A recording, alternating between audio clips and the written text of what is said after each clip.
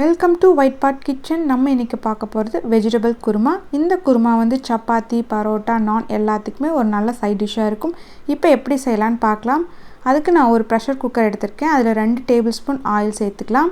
Oil சூடானதும் அது கூட 1 இன்ச் பட்டை, 1 அன்னாச்சி மொக்கு, 2 கிராம்பு, 2 ஏலக்காய், 1 கல்பாசி, 1 பிரிஞ்சி இலை சேர்த்துக்கலாம். அது சூடானதும் 2 பச்சை மிளகா கட் பண்ணி வச்சுருக்கேன், அதையும் சேர்த்துக்கலாம்.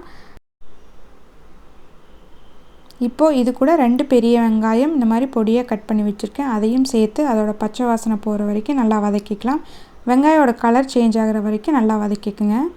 இப்போ நல்லா கலர் சேஞ்ச் ஆகிடுச்சு. இப்போது இது கூட 1 டேபிள் ஸ்பூன் இஞ்சி பூண்டு பேஸ்ட் ஆட் பண்ணிக்கலாம். அதையும் சேர்த்து பச்சை வாசனை போகிற வரைக்கும் நல்லா வதக்கிக்கலாம். இப்போது இது கூட 2 தக்காளி நான் இந்த மாதிரி நல்லா பொடியாக கட் பண்ணி வச்சுருக்கேன், அதையும் சேர்த்து அதோட பச்சை வாசனை போகிற வரைக்கும் நல்லா வதக்கிக்கலாம். வெங்காயம் தக்காளி எந்த அளவுக்கு நல்லா வதங்குதோ அந்தளவுக்கு நம்மளோட குருமா நல்லா டேஸ்ட்டாக இருக்கும். நீங்கள் தக்காளி இந்த மாதிரி பொடியாக கட் பண்ணி போடுறதுக்கு பதிலாக நீங்கள் தக்காளியோட பேஸ்ட் கூட நீங்கள் ஆட் பண்ணிக்கலாம். இப்போது இது நல்லா வதங்கிடுச்சு. இப்போ இது கூட நம்ம வந்து மசாலா பொடியெல்லாம் ஆட் பண்ணிக்கலாம். நான் வந்து 1 டேபிள் ஸ்பூன் மிளகாய்த்தூள், 1 டேபிள் ஸ்பூன் மல்லித்தூள், 1 டீஸ்பூன் மஞ்சள் தூள் சேர்த்துருக்கேன். அதையும் சேர்த்து அதை ஒரு 2 நிமிஷம் பச்சை வாசனை போகிற வரைக்கும் நல்லா வதக்கிக்கலாம்.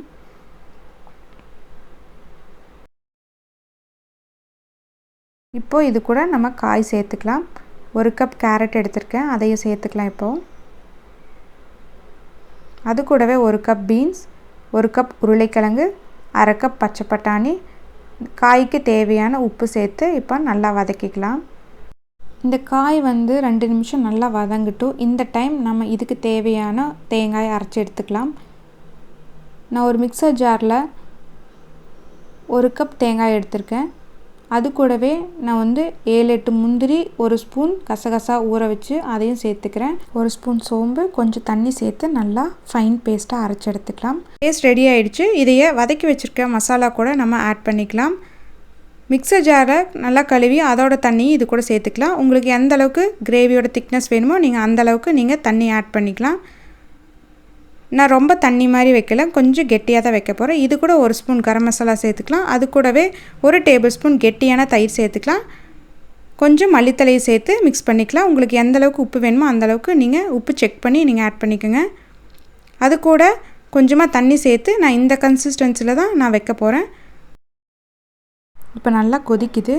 இப்போ குக்கர் மூடி போட்டு நம்ம 1லேருந்து 2 விசில் நம்ம விட்டுக்கலாம். இப்போது நல்லா ப்ரெஷர் ரிலீஸ் ஆகிடுச்சு. இப்போ ஓப்பன் பண்ணி பார்க்கலாம் வெஜிடபிள் குருமா எப்படி வந்திருக்குன்னு.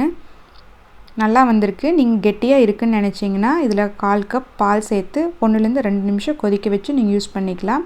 இப்போ நம்மளுக்கு சூப்பரான குருமா தயாராகிடுச்சு.